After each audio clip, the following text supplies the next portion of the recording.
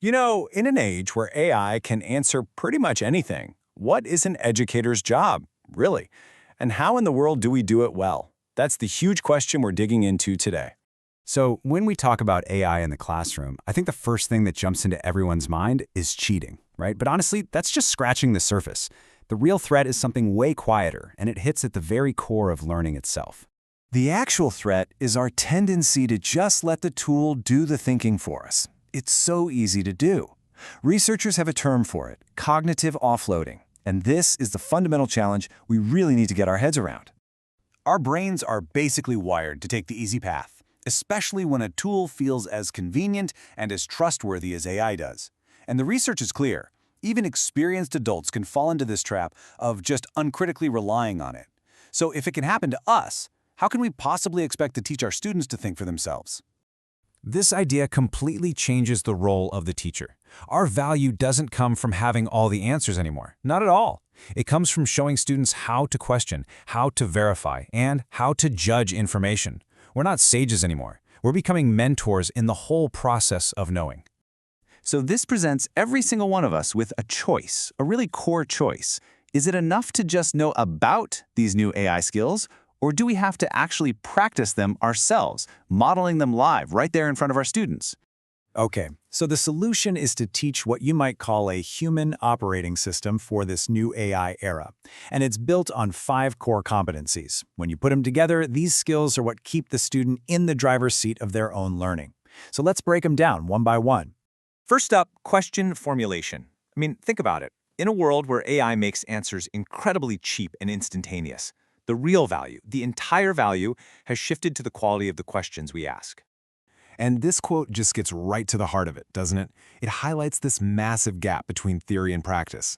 You only truly understand how AI can mislead you by getting your own hands dirty and trying to get good information out of it yourself. And here's what that looks like in action.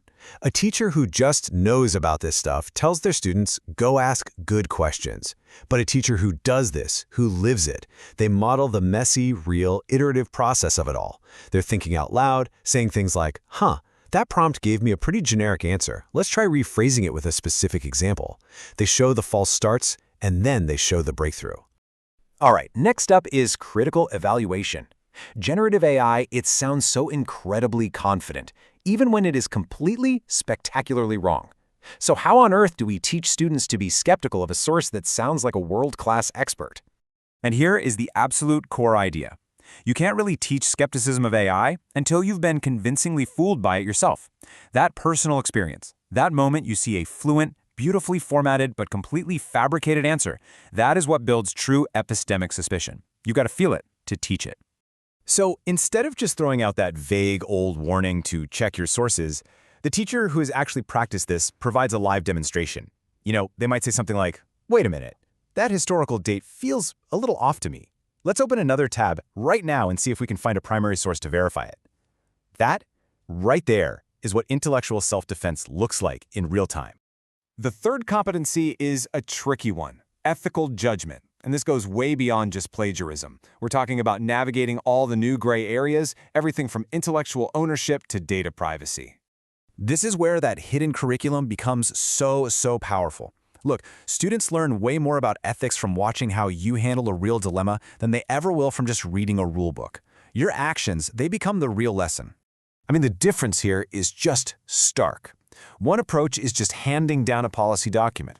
The other is thinking out loud, making your own judgment calls completely transparent, and explaining the why behind your decisions. That's what builds credibility. It shows that ethics isn't just a list of rules, it's a constant practice of judgment. Let's be real, the AI landscape changes constantly.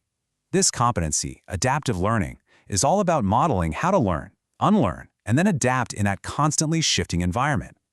It's really about showing students how to learn. Modeling how you learn is so much more powerful than pretending to be an expert. True authority now comes from showing students how you handle uncertainty, admitting what you don't know, and then demonstrating right then and there how you go about finding out. Look, telling students to be lifelong learners is one thing, but actually showing them what that looks like by making your own professional growth a visible, continuous practice, that's something else entirely. Your own learning journey becomes the most effective lesson plan you could ever possibly design. Okay, Our final competency is the one that brings all the others together, keeping the human above the machine. This is all about ensuring that human judgment, creativity, and responsibility, they always remain in the driver's seat. Your daily behavior in the classroom sends a profound message. Every single time you use AI, you are teaching a lesson about who or what is ultimately in control of the thinking process. They're watching you. And this is not some brand new idea. It's deeply rooted in the work of huge educational thinkers like John Dewey and Paulo Freire. They argued that true learning comes from a cycle of doing and reflecting, what they called praxis. You can't just talk about being critical, you have to actively, constantly practice it. And choosing to only know about these skills without actually living them, well, it leads to 5 pretty predictable points of failure. Inquiry just becomes shallow prompting. Critical thinking becomes an empty slogan. Ethics becomes a policy that nobody really follows. Learning is preached but never practiced. And, slowly but surely, human authority just fades away. But the sustainable path forward here isn't about becoming some kind of AI super expert. It's about what the source material calls sufficient embodiment. It just means having enough hands-on practice to be an authentic, credible guide for your students across all 5 of these critical areas. Which leaves us with one final, really important question. At the end of the day, the choice isn't whether or not to use AI. The real choice is how we're going to lead. Will we just teach the policy, or will we model the practice? Will we show them the way,